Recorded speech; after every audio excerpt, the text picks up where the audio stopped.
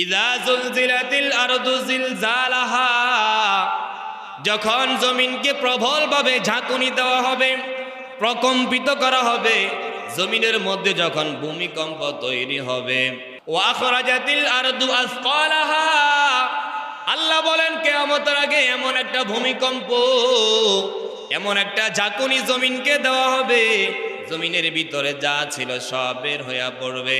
স্বর্ণ খনি আছে, স্বর্ণ জমিনের উপর ভেসে যাবে। এরপরে রূপার খনি আছে, কয়লার খনি আছে, আরো কত কত সম্পদ আছে, সব কিছু জমিন নিজে নিজে বের করে দিবে। আর এই অবস্থাগুলো দেখে মানুষ একে অপরকে বলতে থাকবে, ওয়াকালাল ইনসানু মা লাহা। আল্লাহ তাআলা বলবেন, যখন মানুষ দেখবে কিয়ামতের আগে জমিনের ভূমিকম্পের কারণে, জমিনের প্রকম্পিত হওয়ার কারণে স্বর্ণ বের হয়ে পড়েছে, রূপা বের হয়ে পড়েছে, খনিজ সম্পদগুলো সব বের হয়ে পড়েছে, ওই সময় মানুষগুলো নিজে নিজে বলতে থাকবে, মানুষগুলো বলতে থাকবে, ওয়াকালাল ইনসানু মা লাহা। মানুষ ডাক দিয়া বলবে, জমিনের কি হয়েছে? আজকে স্বর্ণ কেন জমিনে পড়ে আছে, রূপা কেন জমিনে পড়ে আছে? কিন্তু কেউ স্বর্ণ ওই সময় তালাশ করবে না, স্বর্ণের চাকা জমিনে পড়ে থাকবে, কেউ হাতে তোলার মতো প্রয়োজন মনে করবে না। সেদিন চোর ডাক দিয়া বলবে, হায় আফসুস, এই স্বর্ণের জন্য বুঝি, এই সম্পদের জন্য বুঝি আমি দুনিয়ার ভিতরে মানুষের ঘরে চুরি করেছিলাম, মানুষের গলায় ছুরি চালিয়েছিলাম। চিন্তাকারীরা বলবে, আমি বুঝি এই স্বর্ণের জন্য, এই টাকা পয়সার জন্য বুঝি আমি দুনিয়ার ভিতরে এত জুলুম লুটতরাজ করেছিলাম, কত মানুষের চেহারা, কত মানুষের শরীর থেকে আমি দেহটা পর্যন্ত, রুহুটা পর্যন্ত বের করে ফেলেছি। এই সম্পদ দেখে আজকে জমিনের উপরেই বাঁচতেছে, এটা কেউ নিতেছে না। জোরে জোরে কোন সুবহানাল্লাহ। আল্লাহ তাআলা বলেন, ভূমিকম্পের কারণে জমিনের ভিতরে সব সম্পদগুলো বের হয়ে যাবে। মানুষ স্বর্ণ রূপা দেখে, খনিজ সম্পদগুলো দেখে দেখে বলবে, ওয়াকালাল ইনসানু মা লাহা, জমিনের কি হলো? আল্লাহ তাআলা বলেন, ইয়াউমা ইযিন তুহাদ্দিসু আখবারাহা, জমিন সেদিন তার ভিতরে, তার উপরে মানুষ যা করেছিল, জমিন তার সব খবরগুলো আল্লাহ তাআলার সামনে একটা একটা করে করে বর্ণনা করে দিবে। জোরে জোরে কোন সুবহানাল্লাহ। জমিনের উপরে চলতেছি, হাঁটতেছি, কোথায় কি করতেছি আমরা মানুষ না দেখলেও, রাতের আধারে করেছি, সবাই ঘুমিয়েছিল, হ্যাঁ, আমি মনে করেছি আমি বেঁচে গেলাম। আল্লাহ বলে, না না, তুমি বেঁচে থাকো নাই। যে জমিনের উপরে চলে জুলুম করেছ, চুরি করেছ, ডাকাতি করেছ, চাঁদাবাজি করেছ, আল্লাহ বলেন সবাই না জানলেও আমি তো জানি, আমার এই জমিন সব রেকর্ড করে রাখছে। সেদিন আমি আল্লাহ জমিনকে লক্ষ্য করে বলবো, এ জমিন, আজ তুমি মানুষকে, মানুষের প্রত্যেকের বর্ণনা আমার সামনে তুলে ধরো। আমার এই বান্দা 60 বছর জিন্দেগিতে জমিনের কোন জায়গায় গিয়েছিল, কি কি ন্যায় অন্যায় করেছিল, তুমি আজকে জমিন সব বৃত্তান্ত বর্ণনা করে দাও। জোরে কোন আল্লাহু আকবার। আল্লাহ তাআলা বলেন, ইয়াউমা ইযিন তুহাদ্দিসু আখবারাহা, সেদিন জমিন তার সমস্ত ঘটনাগুলো বর্ণনা করে দিবে। কয় কেন? কয় বিআন্না রাব্বাকা আওহা লাহা, একটা মাত্র কারণ, আল্লাহ তাআলা তাকে বলবেন, এই জমিন তুমি তোমার বৃত্তান্ত বর্ণনা করো, তোমার মাটির উপরে চলে চলে কে ন্যায় করেছে, কে অন্যায় করেছে, অন্যায়গুলো বর্ণনা করো, ন্যায়গুলো বর্ণনা করো। এ দক্ষিণ মাসাবুর মুসলমান, তার মানে বোঝা গেল রাতের আধারে অন্যায় করেও দুনিয়াতে ছাড় পাইলেও আল্লাহর আদালতে ছাড় পাওয়ার কোনো সুযোগ নাই। কি বলেন, কোনো সুযোগ আছে? একদিন আপনাকে আমাকে দুনিয়া ছেড়ে চলে যাওয়া লাগবে, সুন্দর জমিন থাকবে না, ধ্বংস করে দিবেন আল্লাহ নিজে ভূমিকম্প দিয়া। আল্লাহ তাআলা কোরআনের ভিন্ন জায়গায় বলেন ইযাস সামাউ ফাতারাত। আল্লাহ বলেন এমন একটা সময় আসবে যখন আসমান ভেঙে নিচে পড়ে যাবে। আসমান যেদিন ভেঙে নিচে পড়ে যাবে, সূর্য খসে মাটির মধ্যে পড়ে যাবে, আকাশের তারকারাজিগুলো এরকম বা আকাশ থেকে খসে খসে জমিনের মধ্যে পড়ে যাবে, সমুদ্রের পানিগুলো আগুনে পরিণত হয়ে যাবে। জোরে বলেন আল্লাহু আকবার। এমন একটা সময় আসবে দুনিয়া থাকবে না। আল্লাহ তাআলা জানায় দেয় সেদিন জমিন তার সব বৃত্তান্ত বর্ণনা করে দিবে। দুনিয়ার উপরে কি করেছি না করেছি জমিন সব বর্ণনা করে দিবে। আল্লাহ তাকে ওহী দিবেন, আল্লাহ জমিনের উপরে প্রত্যাদেশ করবেন। জমিনকে আল্লাহ নির্দেশ দিয়া বলবেন, জমিন তুমি আজকে বলো তোমার উপরে এই মানুষটা কি কি অন্যায় করেছে, কি কি ন্যায় করেছে। আল্লাহ তাআলা এরপরে বলেন ফামাই ইয়াউমাইযি ইয়াসদুরুন নাসু আশতাতা লিয়ুরাউ আমালাহুম। আল্লাহ তাআলা বলেন সেদিন মানুষগুলো বিভিন্ন দলে বিভক্ত হয়ে জমিন থেকে, যারা দুনিয়া থেকে বিদায় নিয়ে কবরের জমিনে চলে গিয়েছিল তারাও বের হয়ে যাবে, তারাও এক একটা দলে দলে তারা বিভক্ত হয়ে যাবে। আল্লাহ তাআলা সবাইকে কবর থেকে আবার বের করবেন। কয় কেন বের করা হবে? কয় লিয়ুরাউ আমালাহুম, প্রত্যেককে তাদের আমল সম্পর্কে জানানোর জন্য। জোরে কোন সুবহানাল্লাহ। আমাদের আমল সম্পর্কে আল্লাহ তাআলা আমাদেরকে জানাইয়া দিবেন আর বলবেন বান্দা দুনিয়াতে কি করেছো। ছোট্ট একটা দোকানের ভিতরে 10,000 20,000 1 লাখ 2 লাখ টাকার মাল ঢুকানোর পরে চতুর্দিকে ভিতরে বাহিরে সিসি ক্যামেরা লাগায়া তুমি যেমন তোমার মাল সংরক্ষণ করার জন্য সর্বোচ্চ সতর্ক ছিলে, আমি আল্লাহ তোমাকে মাথা থেকে পা পর্যন্ত কোটি কোটি টাকার নিয়ামত দিয়া আমি আল্লাহ তোমাকে সিসি ক্যামেরা মুক্ত রাখি নাই। আমি আল্লাহ তোমাকে সিসি ক্যামেরার আওতাধীন রেখেছি।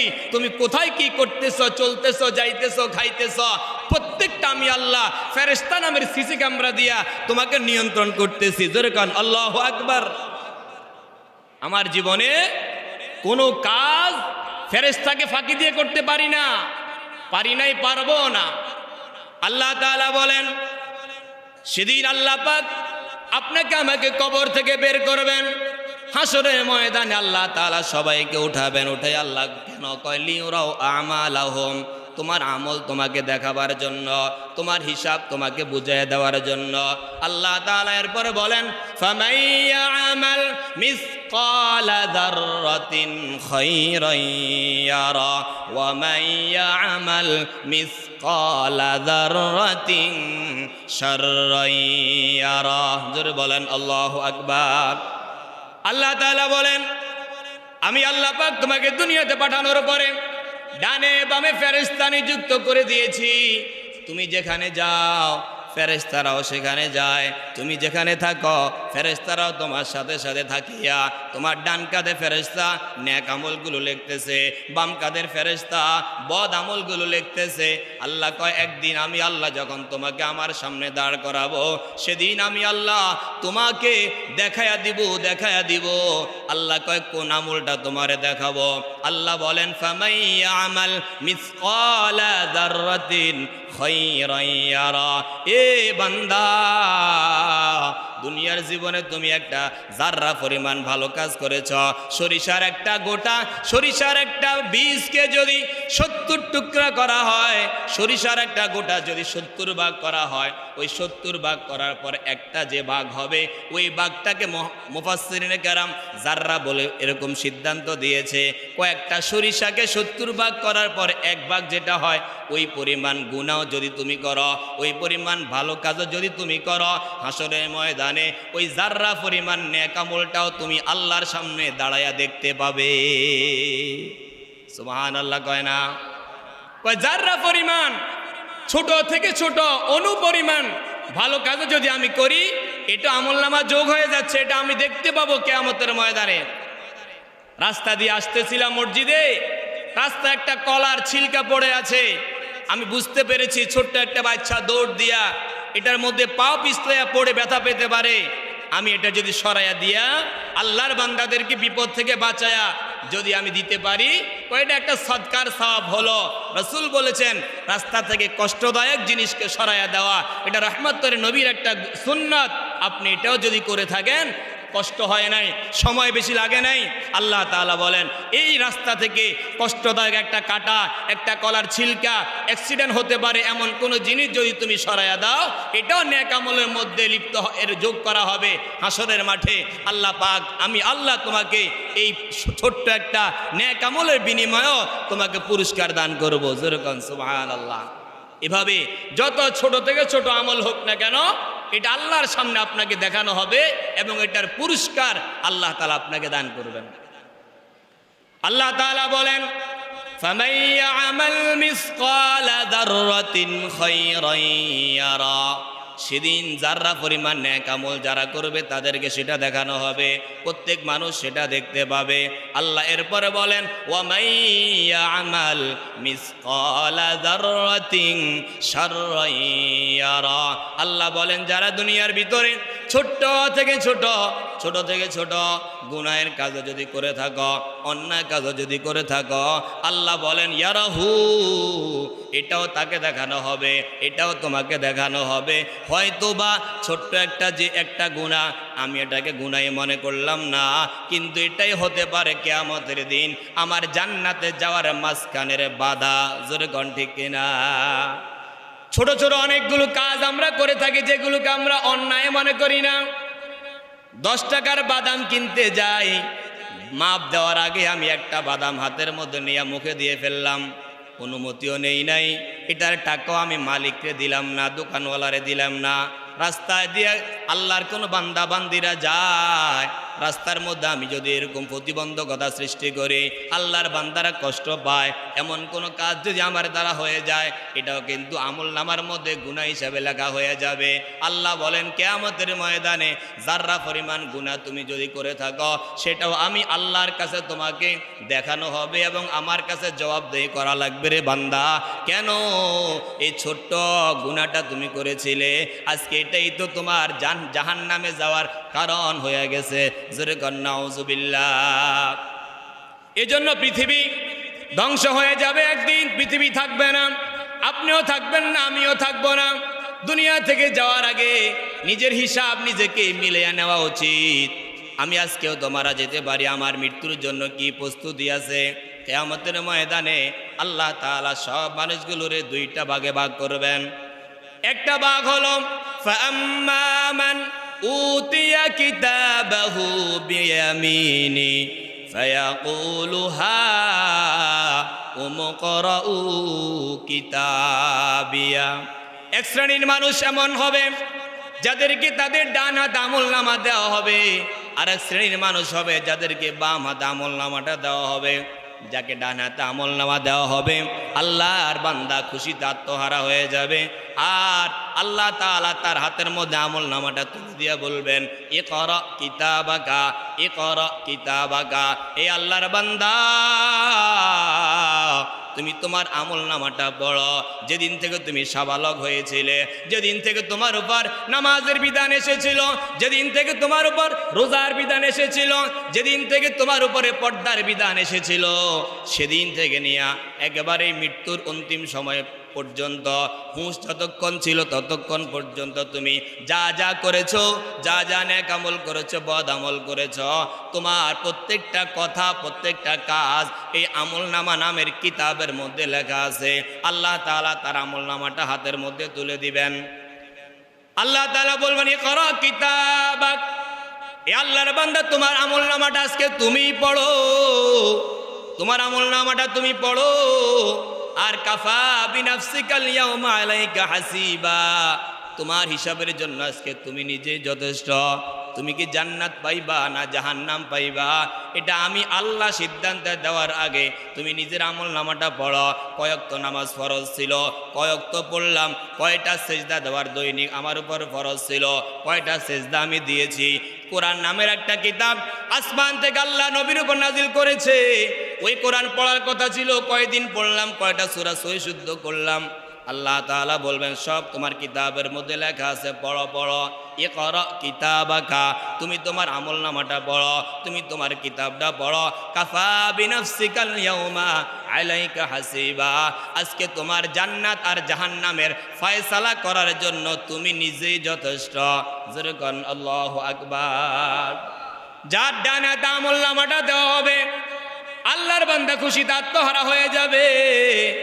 আর হাসরের ময়দানে আমলনামাটা নিয়ে খুলবে আর দেখবে কত সুন্দর ঝলমল ঝলমল করে নামাজের পুরস্কার, রোজার পুরস্কার, জিকিরের পুরস্কার, দান সাদাকা করার পুরস্কার, পর্দা করার পুরস্কার, হালাল খাওয়ার পুরস্কারগুলো যখন আমলনামাটা খুলে খুলে দেখবে, সে এমন খুশি হবে, খুশি হয়ে হাসরের ময়দানে মানুষদেরকে ডাক দিয়া বলবে, হা উমকরাউ কিতাবিয়া, ও আমার আত্মীয় স্বজনেরা, তোমরা আমার আমলনামাটা একটু পড়ো।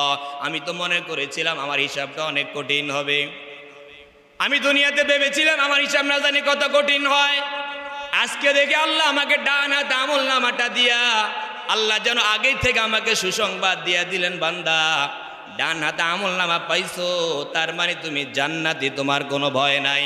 আর এক বান্দাকে আল্লাহ পাক বাম হাতে পিছনের দিক দিয়া যখন আমলনামাটা দিয়ে দিবে, সে বলবে, ইয়া লাইতানি লাম উতা কিতাবিয়া, হায় আফসোস, আজকে যদি আমাকে আমলনামাটা নাই দেওয়া হতো।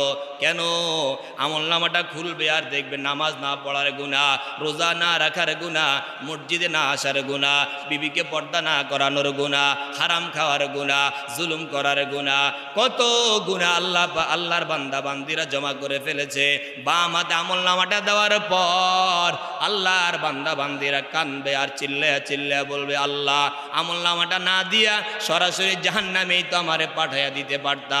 আল্লাহ বলবেন, না না, আমি আল্লাহ কার উপর জুলুম করি না, আমি আল্লাহ কার উপর অত্যাচার করি না। তোমার আমলনামাটা তুমি পড়ো, তুমি কি জান্নাতের রাস্তার দিকে আগাইবা নাকি জাহান্নামের রাস্তার দিকে আগাইবা? আল্লাহর বান্দা সেদিন নিশ্চিত হয়ে যাবে, আমার জন্য তো আমার জাহান্নামে অপেক্ষা করতেছে। জোরে জোরে কর নাউজুবিল্লাহ।